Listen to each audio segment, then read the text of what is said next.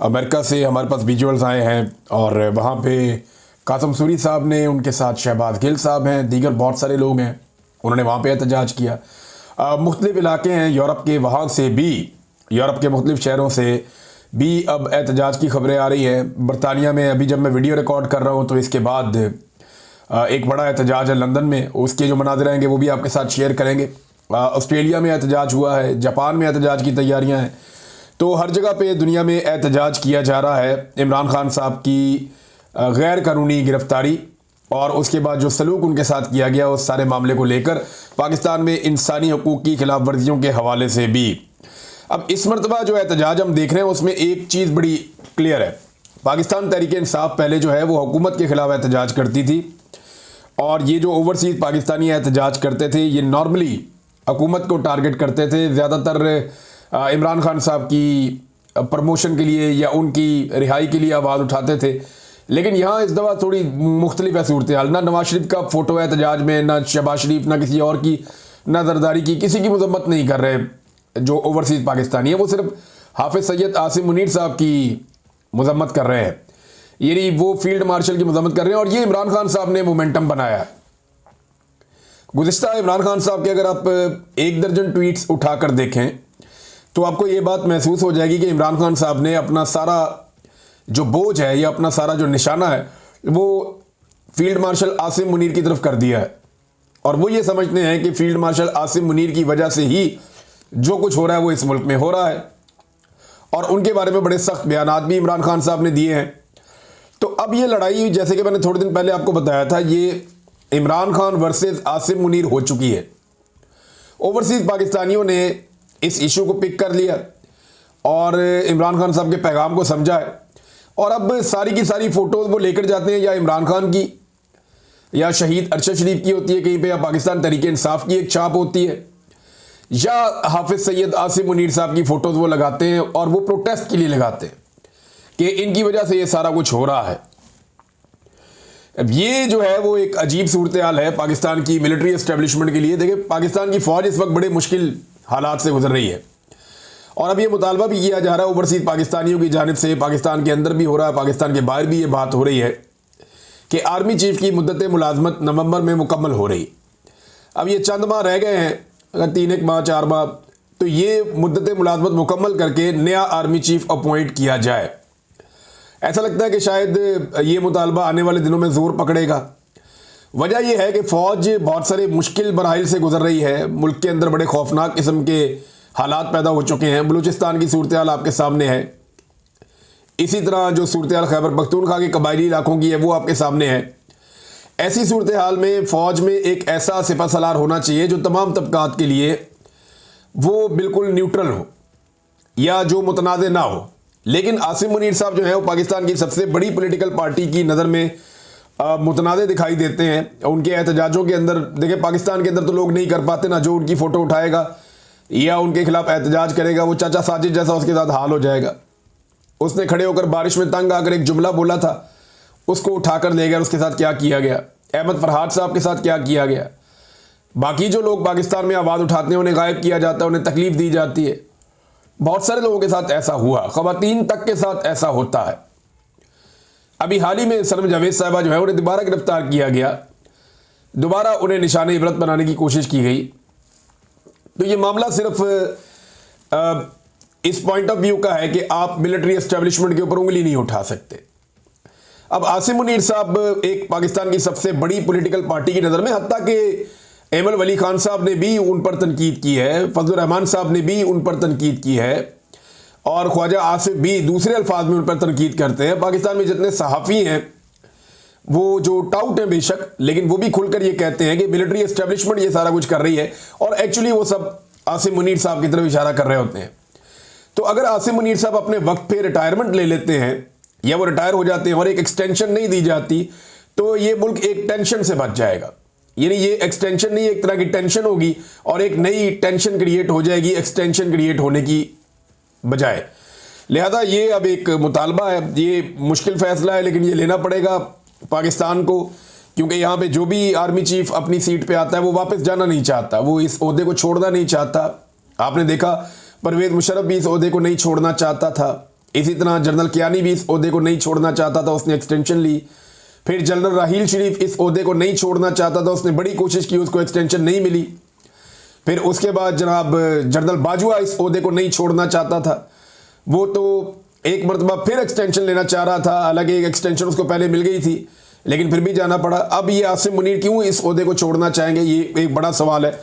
कोई भी नहीं छोड़ना चाहता, लेकिन देखना ये होता है कि पाकिस्तान को और पाकिस्तान की अफवाज को क्या सूट करता है। इस वक्त तो हालात बहुत अजीब है। वो जो नारे पाकिस्तान के अंदर बाद लोग लगाते थे, अब हम दुनिया के अंदर सुनते हुए, यानी हम सुन रहे हैं, महसूस कर रहे हैं, तो ये फौज भी इस बात को ज़रूर महसूस कर रही होगी।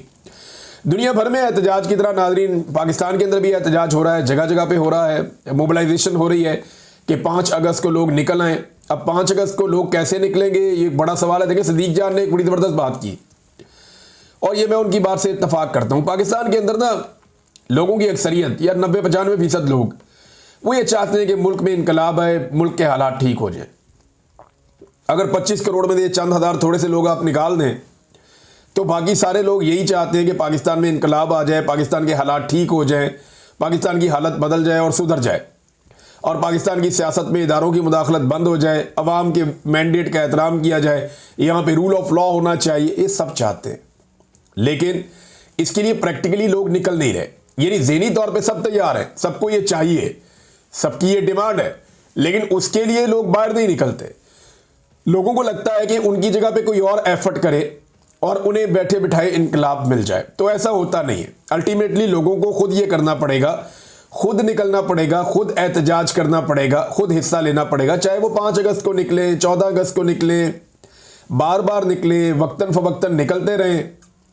अब पाकिस्तान तहरीक इंसाफ ने जो जलसों की इजाज़त मांगी, उन्हें अभी तक जलसों की इजाज़त नहीं दी गई, क्योंकि पाकिस्तान की मिलिट्री एस्टेब्लिशमेंट इस बात को समझती है कि अभी भी अगर कोई बंदे इकट्ठे करने की एबिलिटी किसी सियासी जमात में है या किसी सियासी जमात के लिए लोग धड़ाधड़ खुद बाहर निकल आते हैं, तो वो पाकिस्तान तहरीक इंसाफ है।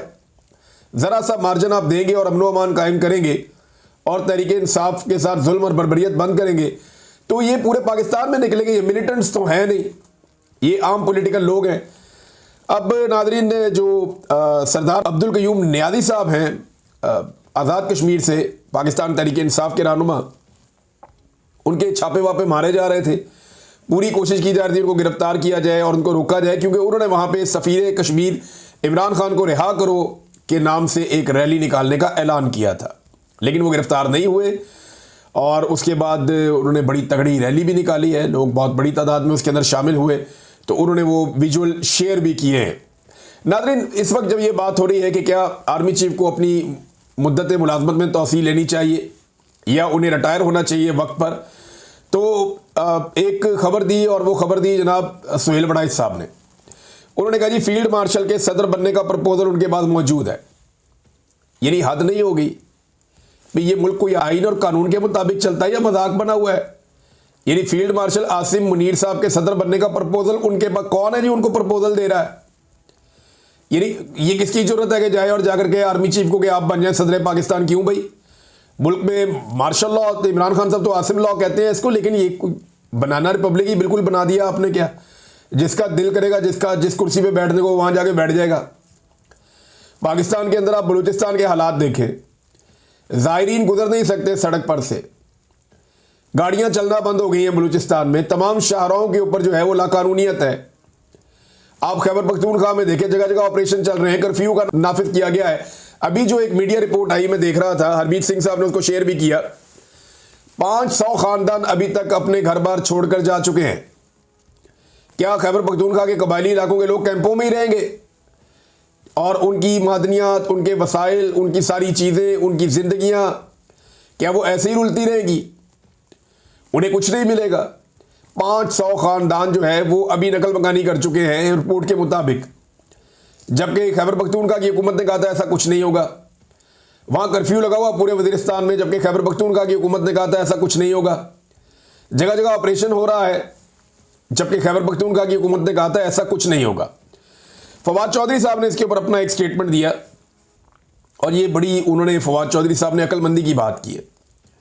उन्होंने कहा जी खैबर पख्तूनख्वा में जारी दहशतगर्दी एक इंतहाई पेचीदा कबायली लड़ाई है, ये बलूचिस्तान से मुख्तलिफ है। इस कबायली झगड़े में मजहबी फ़िरका वारियत का अंसर भी शामिल हो गया है।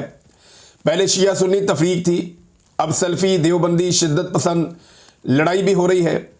दुरानी कबीले सदियों से लड़ रहे हैं। ये पेचीदा मसला सिर्फ ताकत से हल नहीं होना, इसके लिए बहुत तफसीली पॉलिसी की ज़रूरत है।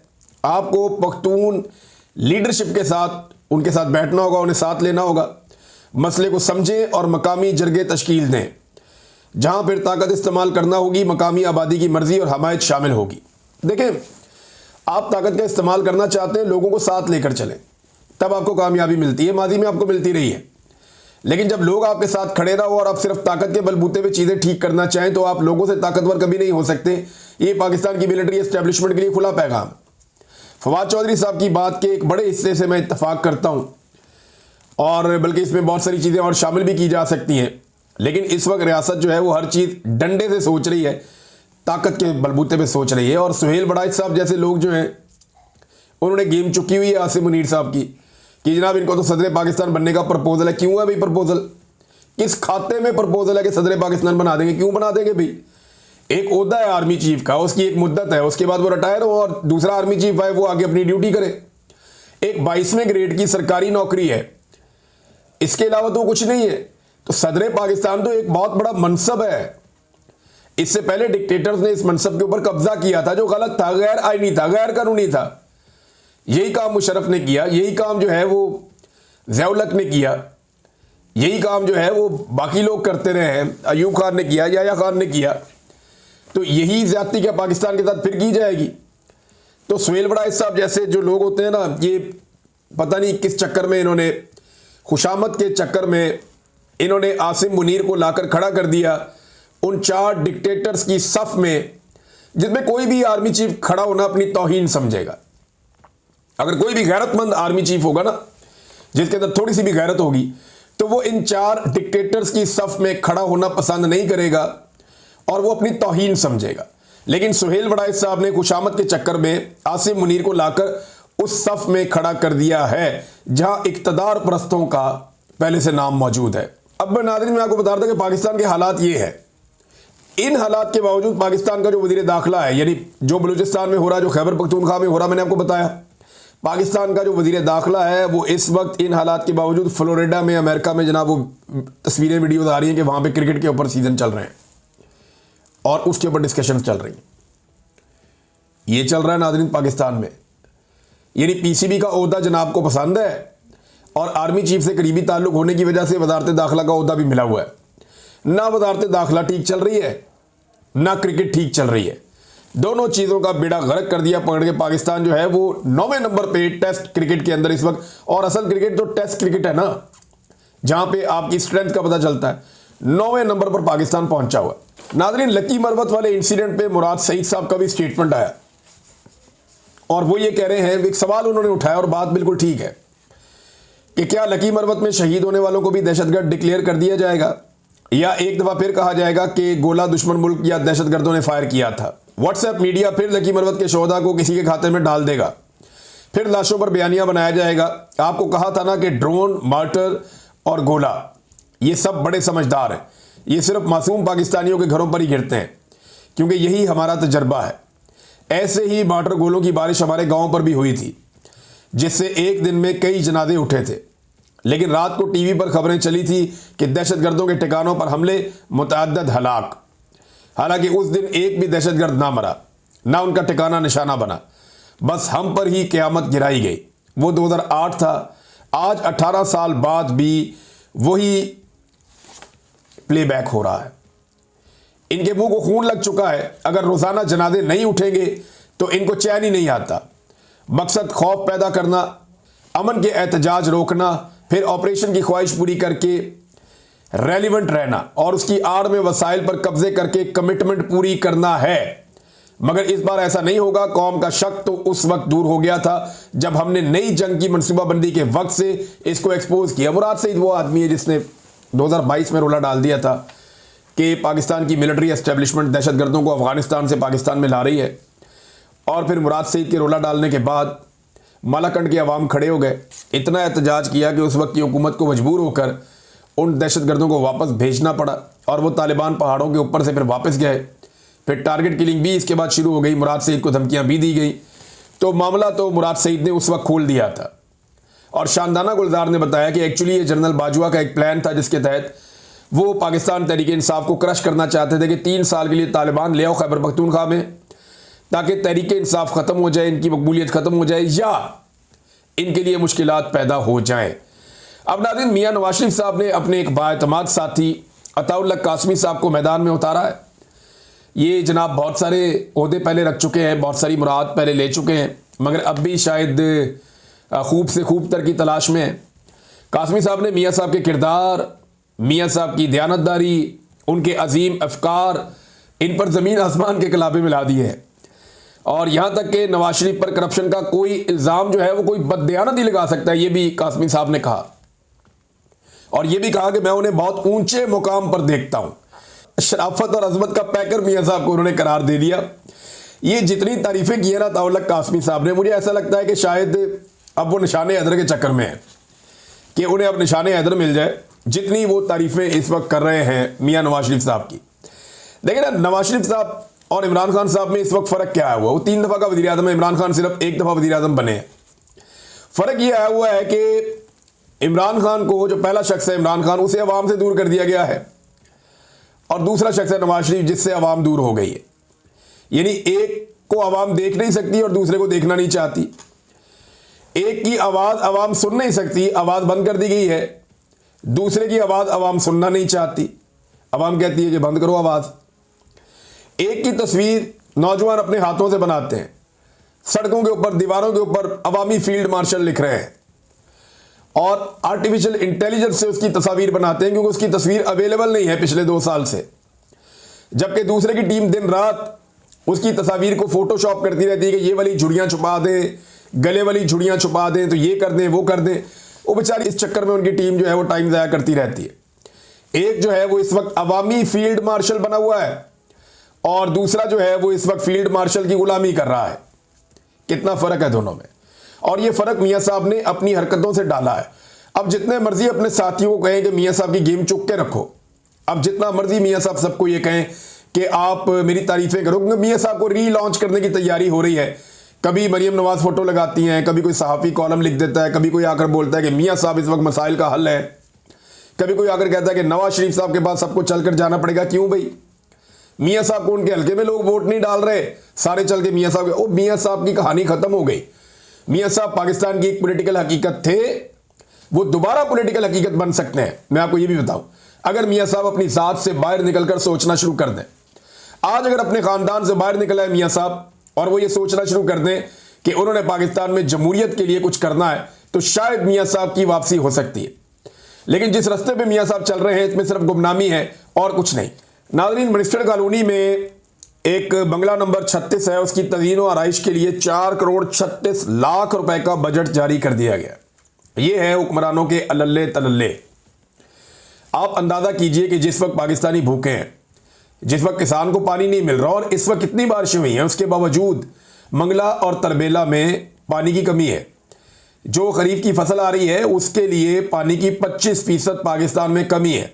यानी हमारी फसलें दोबारा से पानी की किल्लत की वजह से मुतासिर होंगी। हालांकि टका के बारिशें हुई हैं पाकिस्तान में, इसके बावजूद आप वाटर स्टोरेज आपके पास है ही नहीं, आप काम कर ही नहीं सकते, आप पानी रोक ही नहीं सकते। और जो मंगला और तरबेला आपके पास हैं, इतने सारे सैलाब आने के बावजूद वहां पे भी पानी कम है। मंगला की कैपेसिटी से 40% पानी इस वक्त कम है और इसकी एक वजह पाकिस्तान और भारत का तनाव है, क्योंकि भारत अब पाकिस्तान का पानी लगातार रोकता है।